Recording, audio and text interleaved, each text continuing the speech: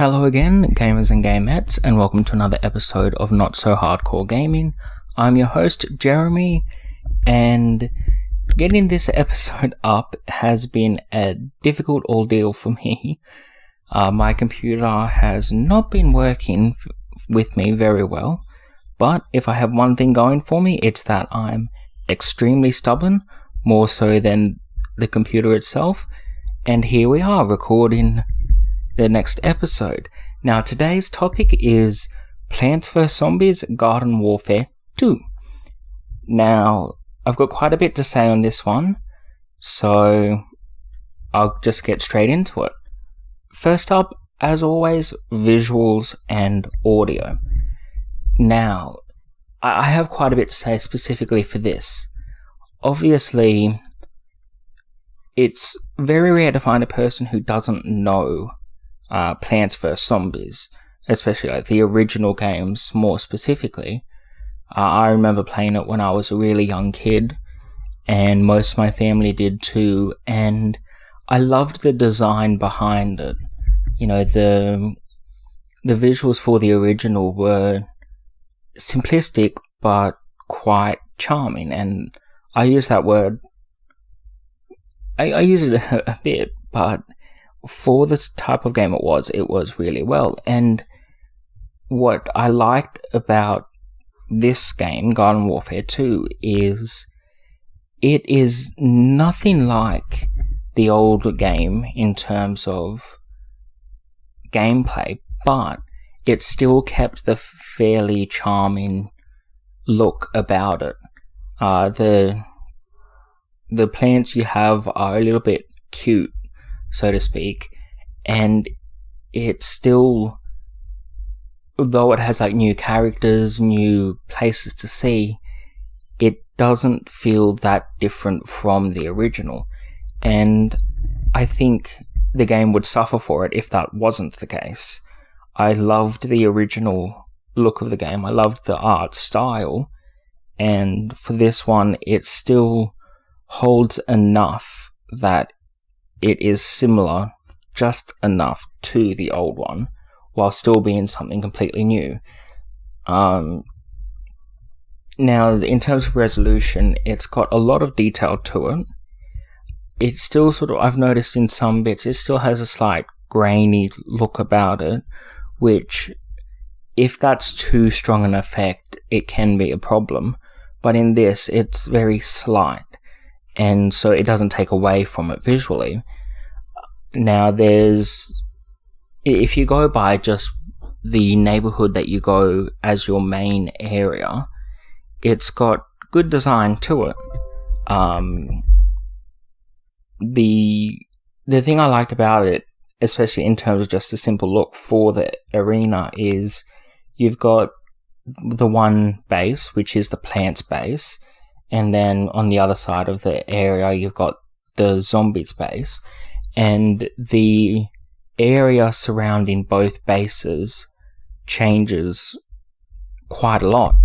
In terms of when you go to the plants base, the areas around it, the houses all look good, plants are blooming everywhere, it's bright, I think it's even got a rainbow there, it's very beautiful to look at. And then when you go to the opposite side, which is the zombies area and the surrounding, everything's like a grey or purple, and the houses are a bit run down, there's no plants, there's a lot of robots, and I love the way that the surrounding area adapted to the bases.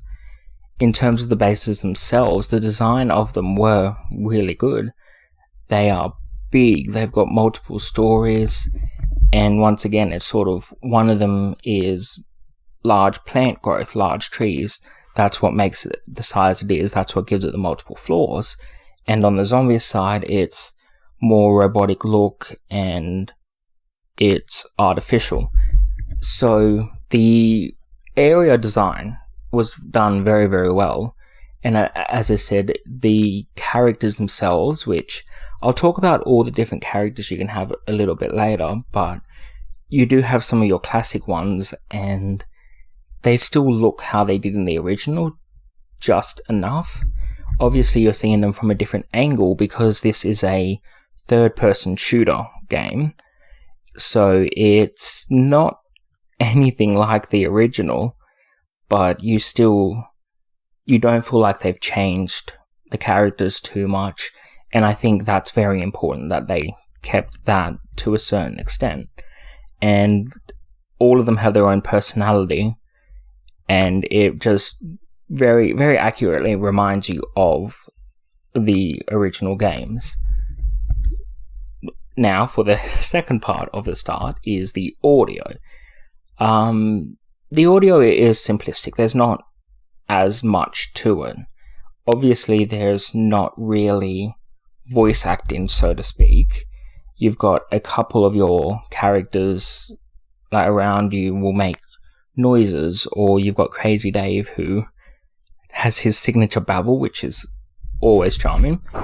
And yeah, it's minimal, but just good enough. There's not much music-wise. There's very small amounts of music, and it's not really great. It's one that after a while it could get on your nerves a little bit, but it would take a while to do so. So the audio, it's not one of the best I've seen, but at the same time, for the game that it is, I don't think it requires really good audio.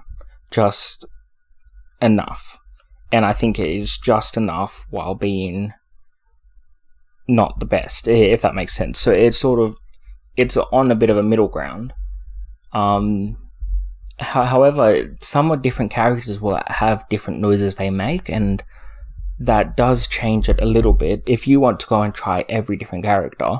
And there are a lot of them because you've got separate classes, and then you've got different variations of the same character.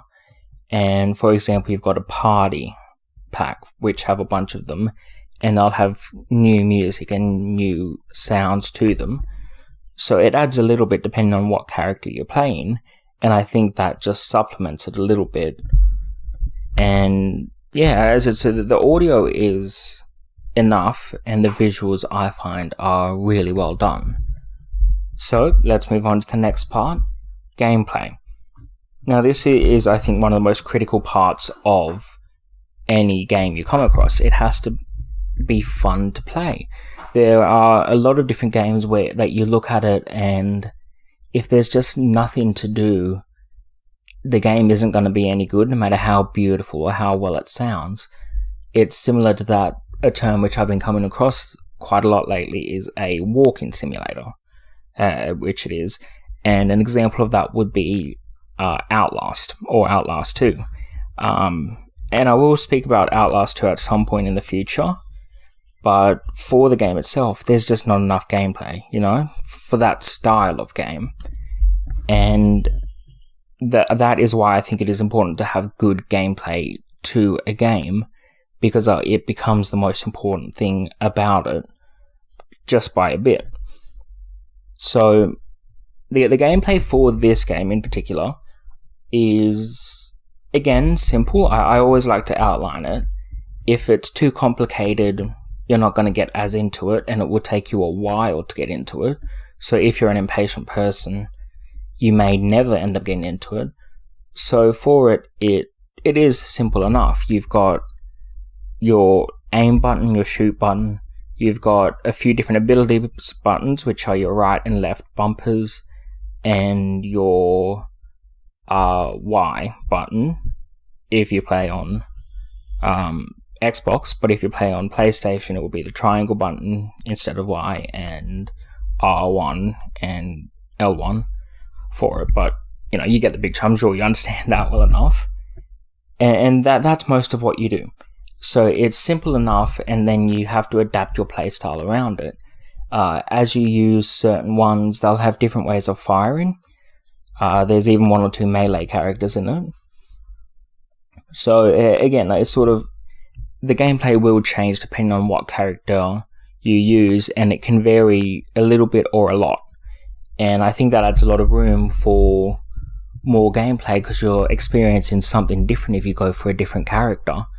and it's always good to have that room to experiment, and this is really good for that. So the gameplay, in terms of like what I've experienced so far, it's fun. I do have a lot of fun playing it.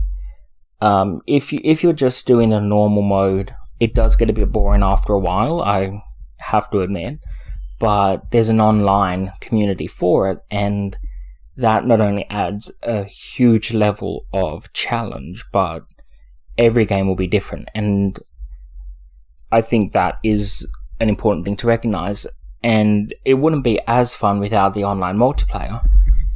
So, again, that's going off on a bit of a tangent again, but the simplest way I can explain the gameplay is simple enough, but not too simple. Because when it's too simple, you just don't end up having fun with it, but you've just got that little middle ground, and this, I think, falls into that again.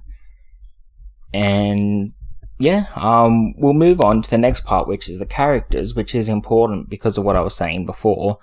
Different characters have different, they have like different abilities which will change your gameplay. So I'll go through some of the characters with you in a moment. So talking about the characters, we'll start off with the plants. And I'll start off specifically with familiar characters. So you've got your pea shooters. Obviously, they're from the first game as well. And you have several different variants of them. Each one has maybe 8 variants, I think. So I won't go through all the variants. I'll go through the base characters themselves. So as I said, you've got the pea shooter as well as the sunflower. And you've got the chomper and cactus. Those are recurring characters, so to speak. You would recognize them from the original game.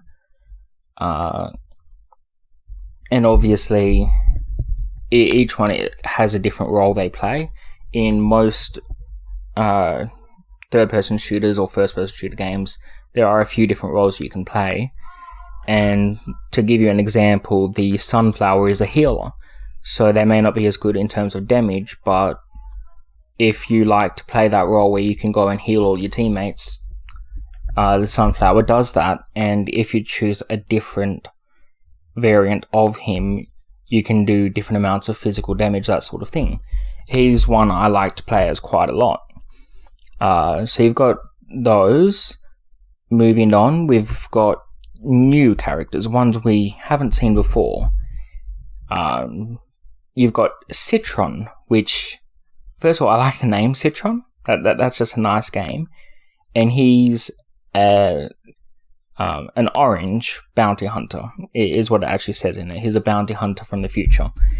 And he's good for damage dealing. He has a shield you go with. You can turn him into a ball and travel quickly. Nice and simple. The newer one is...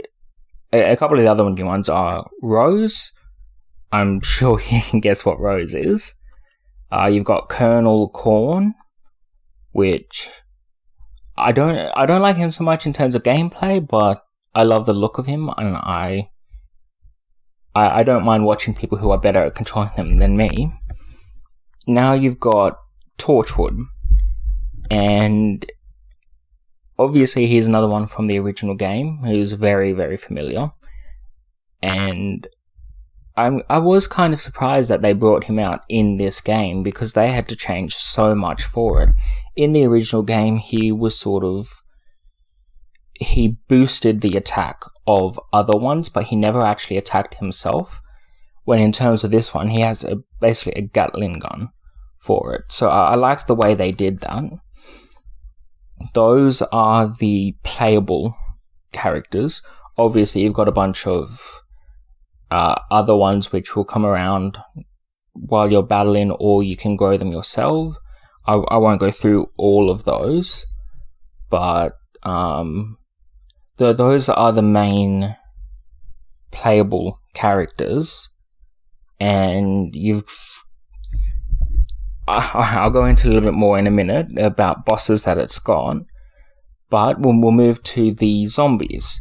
Now you've got Foot Soldier, which sounds weird when you say it out loud, but I'll leave it at that. So you've got foot soldier, engineer, you've got a scientist. To give you a bit of a similarity, the scientist is also a healer for the zombie team. So that's one I do still like to play. Then you've got the all-star Super Brains. I'm a guy who loves superheroes. I've always loved superheroes. So having a sort of kind of super version of a zombie, I quite like. Then you've got Captain Deadbeard, which is a good name. Then you've got an imp, and one which almost seems like it would have been an April Fool's one, Hovergoat 3000. No idea where they got the idea for that, but those are the playable characters. And as I said, each sort of has a bit of a personality on their own, and it's really fun to try out all the different characters. And yeah, so that's the main cast of characters. And if you go to your bases, you've got the option to go to the enemy base and force bosses to spawn. And the bosses are not only a challenge, but good fun to verse, in terms of, like, they look cool, they've got all new attacks to them, so I won't really go through all of them, but I will say that there are those options. A couple of them that you would find are a giant Torchwood, Giga Torchwood as they call it, a really big Sunflower variant. And to give you examples of two of the boss zombies on the zombie side is the Yeti you've got. Now the Yeti I'm glad they kept in this game, because he was in the original, he made brief appearances, and I always liked that little feature it had in it, so having him in this as an actual enemy who fights back, I really enjoyed. And another one, you've obviously got your gargantuan zombies. So yeah, that's a list of some of the characters in it, both playable and NPC, so to speak. And I've loved the design that's gone into them. You've got ones that not only were in the first Garden Warfare game, but in the original, and that I think is essential, obviously. Not only because it makes sense, it makes sense you'd have some of them, but again, it gives you the chance to take the same character but show them in a new light, and I really quite enjoy that. And as I said, now there's all the new characters as well, so very well done. The characters are very well done, and the way that changes all of the gameplay is beautifully designed. Really, just chef's kiss. Next up, customization. Now this is one I briefly mentioned, with all the different variants of the characters. Not only do you have the different variants which will look different, and to give you an example, if you choose Sunflower, you've got a few variants. One is a vampire Sunflower, which in terms of gameplay, when you attack it heals you, which is sort of, you sacrifice a bit of life, and he is a bit of a weak character, but once you build him up, you can really get quite good at him. Even though I talk about gaming, I sure as hell ain't that good at it. So for me, I die very quickly, but I enjoy the challenge that comes with it. And you can also have one which is an alien flower, which does poison damage, that sort of thing. So not only does the damage and the attacks change, but the looks change drastically. And then when you go further into it, you've got hats, I think you've got facial hair, skin, so to speak. So if they're wearing a costume, you can change what costume they have. And it's little ones which you can make it your own. And I always like having that option to add your own personality onto the character to a certain extent. And this is done quite well. In terms of how you get customization options, you've got 2 different currencies that you have in the game. Technically 3 currencies. You've got rainbow stars is one of them, which you get from playing online. It has events that you go and you can buy sticker shops for whatever rainbow stars you have. Then you've got just regular old gold stars. Those you use to open up chests, which gets you your 3rd resource, which is the main one, and that's coins. Which I like the design of the coins because it's just got a zombie head on them. It's simple, but quite likable. And you have a sticker shop that you buy, and you can buy several different packs. It can give you more minions to help you spawn when you want to use them in battle, as well as getting new variant characters. Obviously, they can't just give you all the characters unlocked that easy. You want something to earn, and that not only adds some challenge to it, and again, I always like to mention when it just adds a little bit of challenge. It gives you a reason to play more. So you've got those options that you can get a new character, and then the final option is you can buy custom item accessories that you add to it. And that's how the currency system works. And going back to what it is with the customization, while I personally haven't unlocked a lot of customization, I know there is a lot to give. And some of them are just weird. You've got one which I quite liked for Citron. It's a fast food set, so his facial hair is a bunch of fries that comes out of his chin. He's got glasses, one is mustard, one is tomato sauce. And again, it's simple, and it can give you a bit of a giggle, or you've got some which just look really cool. So again, that's another extensive part of the game. Both the characters they make as well as the customization are very extensive.